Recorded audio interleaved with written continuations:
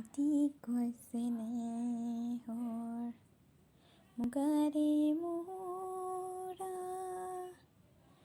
তাতোকৈ চেনেহৰ মাকো তাতোকৈ চেনেহৰ বহাগৰ বিহুতি নানাচি কেনেকৈ থাকোঁ।